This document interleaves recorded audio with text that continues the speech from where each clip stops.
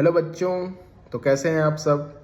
आप लोग का फिजिक्स पेपर हो चुका है और आप लोग का रिस्पांस हमारे पास आ रहा है कि फ़िज़िक्स का पेपर किसी ने कहा कि इजी टू मॉडरेट आया है, किसी ने कहा कि सर थोड़ा सा ज़्यादा डिफ़िकल्टी लेवल इस बार ज़्यादा आ गया है। ख़ास करके जो दिल्ली का सेट है ये वाकई में जो बाकी जो सेट्स बनाए गए हैं सीबीएसई द्वारा उससे थोड़ा हार्ड था और बहुत सारे बच्चों को दिक्कत आई है इसको सॉल्व करने में।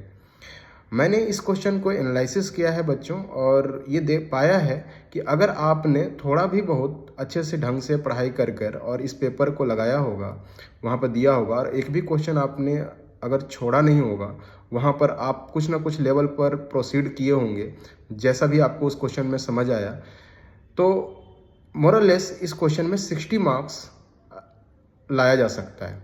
और ये जो पेपर है इसमें हमने ये पाया कि क्वेश्चन बहुत डायरेक्टली जो क्वेश्चन है वो बहुत कम है।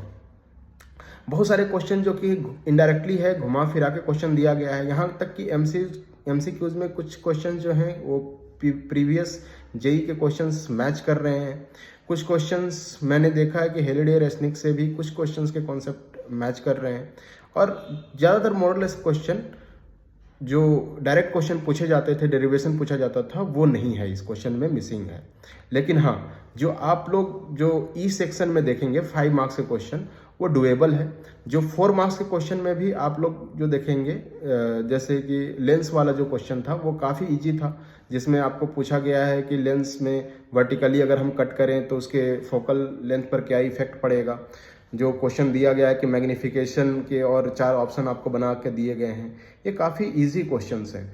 आप अगर सेक्शन 3 में सी में भी देखेंगे तो बहुत सारे क्वेश्चंस जो हैं जो कि क्लास में करवाए गए थे, ये डायरेक्टली हिट किए गए हैं क्वेश्चन।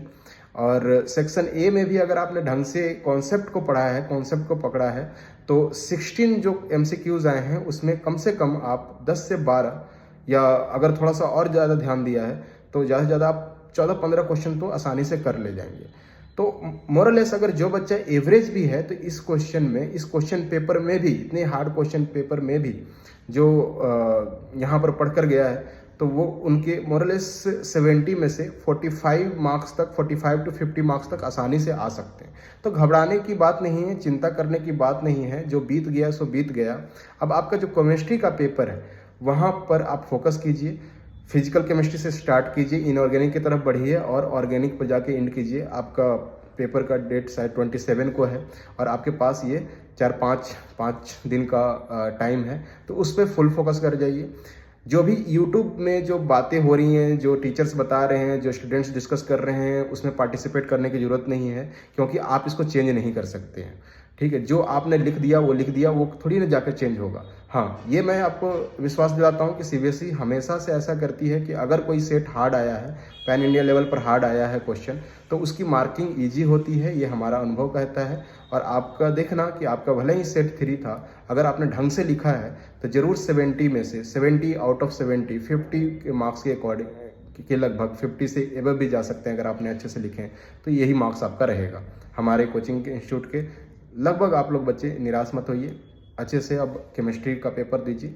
ठीक है, धन्यवाद।